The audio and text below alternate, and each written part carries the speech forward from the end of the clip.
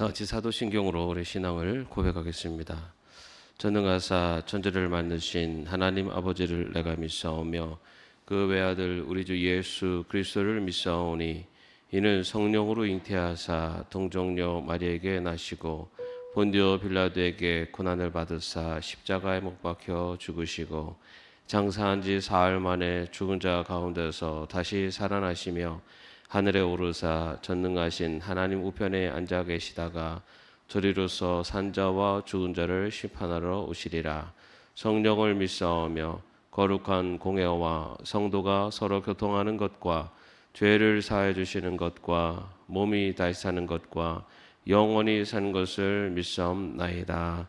아멘. 찬송가 65장입니다.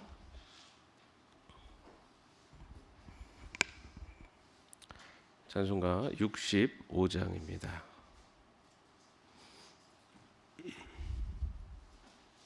함께 찬양하겠습니다.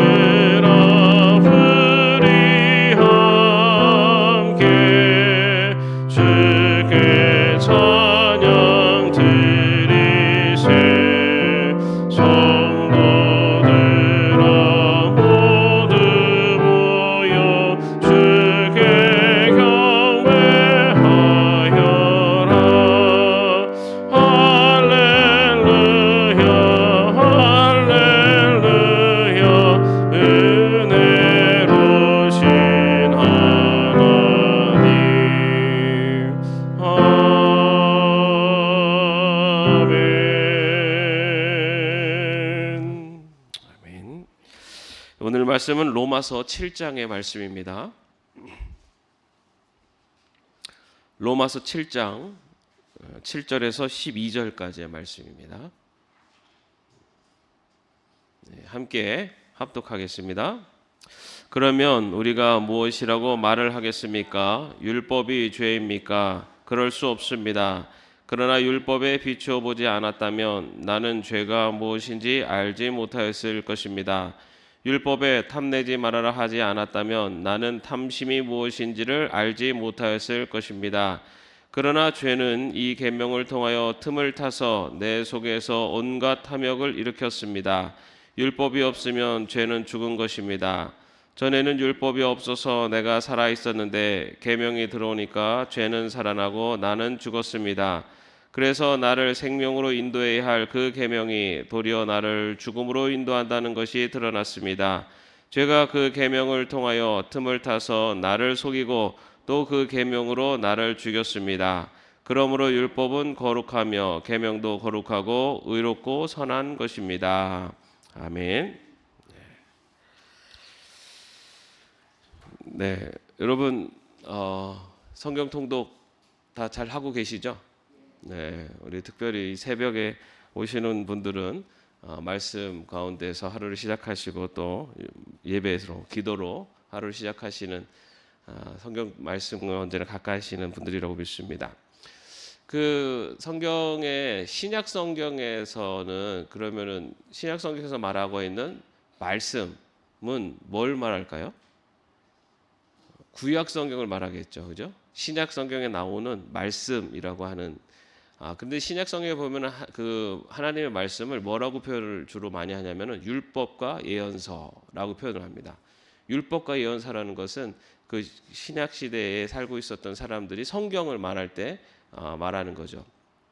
왜냐하면 신약 시대에 살았던 사람들에게는 아직 신약 성경이 없었습니다. 없었기 때문에 구약 성경이 그들에게는 말씀이었죠. 그래서 그 말씀, 하나님의 말씀을 표현할 때 성경이라는 단어를 쓰기보다는 율법과 예언서라는 말씀을 쓰죠.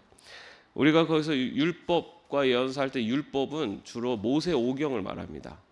모세오경을 말하는데 모세오경을 특별히 율법이라고 하는 율법서라고 하는 이유는 모세오경에 하나님의 율법이 중심에 있기 때문입니다. 다시 말해서 하나님께서 이스라엘 백성들에게 하나님의 백성들이 어떻게 살아야 되는가라는 것을 알려주신 율법이 중심이 되어 있기 때문에 그 모세오경을 율법서라고 그렇게 이야기하고 그들이 성경 하나님의 말씀을 이야기할 때 율법과 예언서라고 하는 그 율법 부분이 바로 하나님의 백성이 어떻게 살아야 되는가라는 것을 적어놓은 바로 모세오경을 말합니다. 여러분 율법은 좋은 건가요, 나쁜 건가요? 믿음과 행함 중에 뭐가 더 중요합니까? 네. 그 예수님께서 그 바리새인들 율법학자들을 이렇게 꾸짖으셨죠. 꾸짖으시고 그들이 그 겉으로 보여주는 행함으로 자신들의 의를 드러내려고 했었던 것에 대해서 예수님께서 굉장히 그것에 대해서 이렇게 꾸짖으셨습니다. 그래서 우리는 율법하면은 뭔가 이렇게 행함으로 규정되는, 그래서 바리새인들이 자신의 의를 드러내기 위해서 지키려고 했었던 이런 그 생각이 있어요. 그래서 믿음과 행함 또는 믿음과 율법이라고 하는 걸 보면 뭔가 서로가 반대되는, 서로 이거는 믿음 아니면 행함이지, 행함은 믿음과 반대되는 것이다. 뭐 율법은 믿음과 반대되는 것처럼 그렇게 우리가 이렇게 그런 생각이 들기도 하는데요. 근데 여러분 분명한 것은 율법은 누가 주신 겁니까? 하나님이 주신 법이에요. 그럼 하나님이 율법을 주셨다가 이거 내가 실수했네 하고 율법보다 믿음이 나 이렇게 하셨을까요? 여러분 하나님은 실수함이 없으신 분이에요. 하나님은 완전하신 분이시잖아요, 그죠? 그런데 하나님이 주신 율법은 그것은 불의하거나 그것이 뭔가 부족하거나 한 것이 아닙니다. 하나님께서 율법을 주신 것은 율법이 하나님 백성이 지켜야 되는 법이 있기 때문에 주신 거예요. 그렇기 때문에 율법은 오늘날의 하나님의 백성들에게도 지켜야 되는 법입니다. 물론 시대가 변했기 때문에 율법에 나오는 그런 문법의 조항 하나하나를 우리가 지금에 다 지킬 수는 없어요. 그러나 율법의 정신, 율법이 무엇을 추구하고 있는지, 하나님께서 그 시대에 하나님의 뜻을 실현하기 위해서 알려주신 그 법들을 우리가 알고 그리고 그것의 정신을 오늘날에는 그것을 지켜나가는 그것이 율법을 주신 이유입니다. 그래서 오늘 7절에도 보십시오. 율법이 죄입니까? 라고 하면서 정확하게 그럴 수 없습니다 라고 얘기하잖아요, 그죠? 율법이 잘못된 게 아니에요. 율법은 하나님의 백성이 지켜야 되는 법입니다. 이 율법에는 두 가지의 기능이 있습니다. 두 가지 기능인데 하나는 율법은 죄를 깨닫게 하는 기능이 있어요. 그리고 또 하나는 우리를 믿음으로 나아가게 하는, 그리스도께 나아가게 하는 기능이 있습니다. 이것을 비유로 한번 말씀을 드려볼게요. 첫 번째는 율법은 거울과 같습니다. 거울. 여러분, 거울은 우리 있는 그대로의 모습을 비춰주잖아요, 그렇죠? 여러분, 거울이 없으면은 여러분들이 오늘 오실 때 어떤 모습으로 오셨을까요? 거울이 없었으면 지금 이 자리 막 푸시시한 모습으로 그냥 아무것도 내 모습이 어떤지 모르고 오시잖아요, 그죠? 근데 거울이 있으면 어떻습니까? 내 모습이 어떤지를 비춰볼 수가 있단 말이에요. 바로 율법이 갖고 있는 기능이 바로 거울과 같습니다. 그래서 내가 지금 살아가는 모습이 올바른 모습으로 살아가고 있는지를 발견할 수 있는 게 율법이에요. 그래서 오늘 말씀 보십시오. 7절 보면은 율법에 탐내지 말아라 하지 않았다면 나는 탐심이 무엇인지 알지 못하였을 것입니다. 하나님의 말씀, 율법이 없었다면은, 그 율법이 없었다면은 내 마음대로 살아가도 이것이 죄인지를 모르고 그냥 막 살아가는 거죠. 근데 율법이, 거울이 나를 비춰주기 때문에 내가 지금 살아가는 것이 하나님의 뜻에 맞는지 안 맞는지를 내가 발견할 수 있게 해주는 것이 바로 율법입니다. 그래서 우리가 하나님의 말씀에 보면은 여러 십계명도 있고 여러 조항들이 있잖아요. 그 조항들이 있는 이유는 그 조항, 이 하나님이 원하시는 삶의 모습이 이건데 그러면 너의 모습은 지금 어떠하냐? 라는 것을 가르쳐 주는 것이 바로 율법이라는 것입니다. 그래서 우리가 하나님의 말씀 안에 거할 때 우리는 내 자신의 모습을 발견할 수가 있는 겁니다. 이처럼 율법은 거울의 기능이 있고요. 또 율법은 몽학 선생, 개역 개정에 몽학 선생이라 나오는데 세 번역에는 개인 교사라고 나옵니다. 개인 교사의 기능을 합니다. 여러분, 그 1세기 로마 사회에서는 그 지체가 높은 사람의 경우에는 자녀들을 가르치기 위해서 가정 교사를 듭니다. 근데 이 가정 교사는 사실은 이제 하인, 종이에요.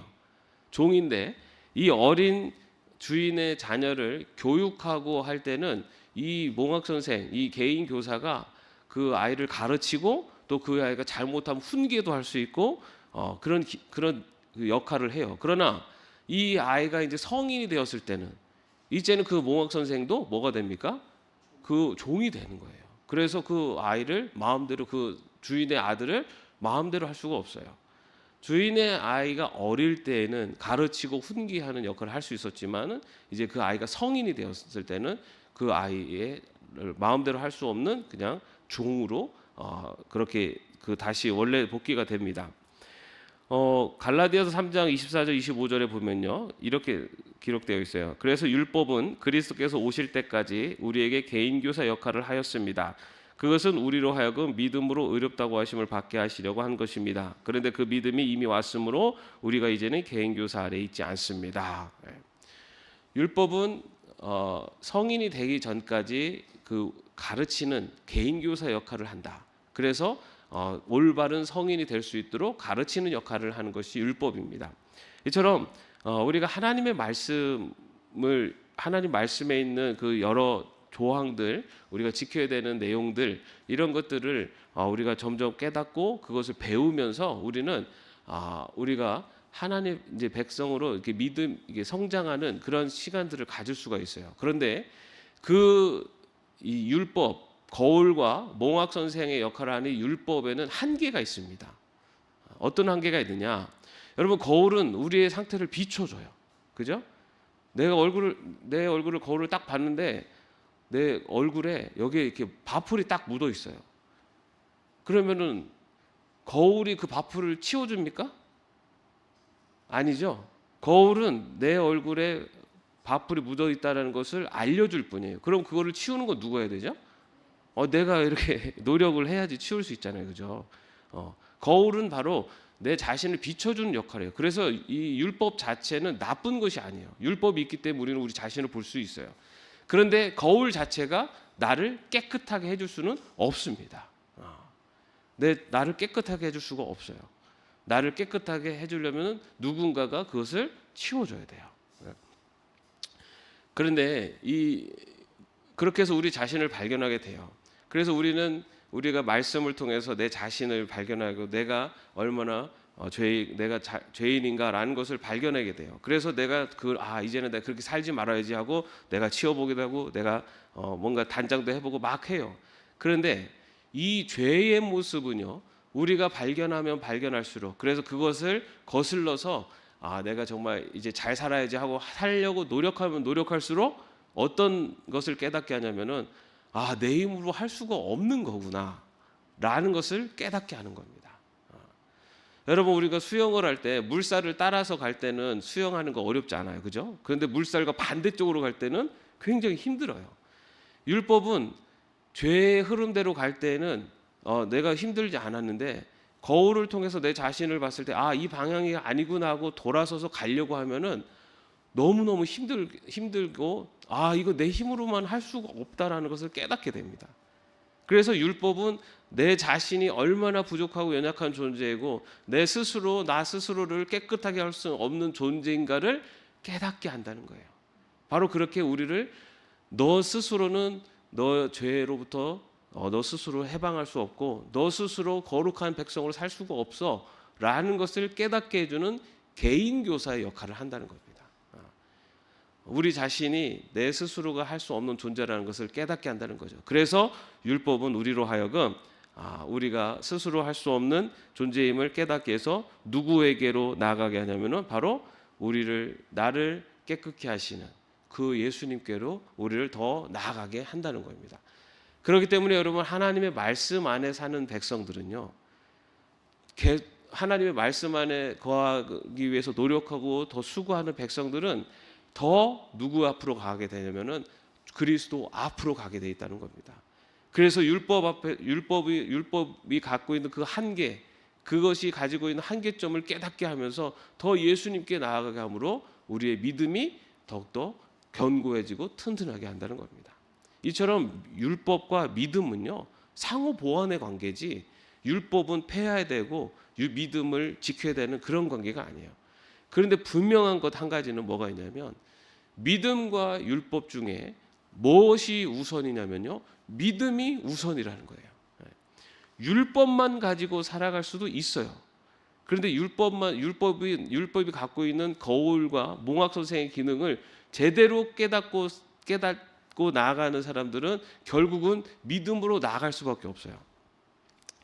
그런데 이 믿음이 없이 율법으로만 살아가면은 이 율법의 노예가 되어서 내가 행함으로만 나아가는 율법주의자, 바로 예수님께서 꾸짖었었던 율법주의자 같은 삶을 살 수밖에 없다는 겁니다. 그래서 우리는 하나님의 말씀 안에 거하되, 그리고 그 말씀 앞에서 내가 어떻게 살아야 될 것인가라는 것을 깨닫고 그 말씀대로 살려고 노력을 하되, 율법이 가지고 있는 한계점을 분명히 알고 우리 자신이 계속해서 이 그리스도 앞으로 나아가는 것, 그것이 바로 그리스도인들이 율법과 믿음 안에 살아가는 삶의 모습입니다.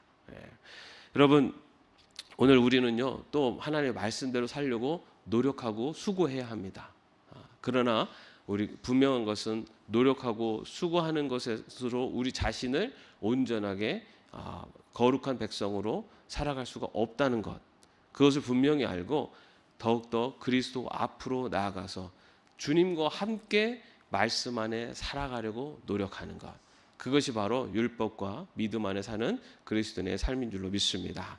오늘 하루 또 살아가실 때 하나님의 백성 말씀 앞에 순종하고 그대로 살아가시기를 바랍니다. 그러나 그와 함께 나 자신의 힘만으로는, 그리고 이렇게 사는 것, 나 자신의 힘만으로는 할 수 없음을 믿음으로 고백하며 예수 그리스도와 동행하며 하나님의 말씀 안에서 살아갈 수 있는 저와 여러분이 되시기를 주님의 이름으로 축원합니다. 기도하겠습니다. 하나님, 우리가 하나님의 백성으로 어떻게 살아야 되는가라는 율법을 주셨습니다. 이 율법은 거울과 개인교사의 역할을 하지만 우리를 깨끗게 하시고 우리를 구원케 하시는 분은 예수 그리스도이심을 믿습니다. 주님, 믿음 안에 믿음 가운데서 하나님의 백성의 삶을 살아갈 수 있는 저희들이 되게 하여 주시옵고, 또 하나님의 백성으로 살아갈 때 더욱더 그리스도 앞으로 나아갈 수 있는 저희들이 될 수 있도록 인도하여 주시옵소서. 주님, 우리의 힘만으로는 거룩한 하나님의 백성으로 살 수 없음을 고백합니다. 율법만으로는 우리가 구원받을 수 없음을 고백합니다. 더욱더 그리스도 앞에 나아가는 믿음 가운데서 하나님의 백성으로 살아갈 수 있는 저희들이 될 수 있도록 인도하여 주옵소서. 예수님의 이름으로 기도하옵나이다. 아멘. 하늘에 계신 우리 아버지여, 이름이 거룩히 여김을 받으시오며 나라의 마옵시며 뜻이 하늘에서 이룬 것 같이 땅에서도 이루어지이다. 오늘날 우리에게 일용할 양식을 주옵시고, 우리가 우리에게 죄진 자를 사하여 준 것 같이 우리의 죄를 사하여 주옵시고, 우리를 시험에 들게 하지 마옵시고 다만 악에서 구하옵소서. 대개 나라와 권세와 영광이 아버지께 영원히 있사옵나이다. 아멘.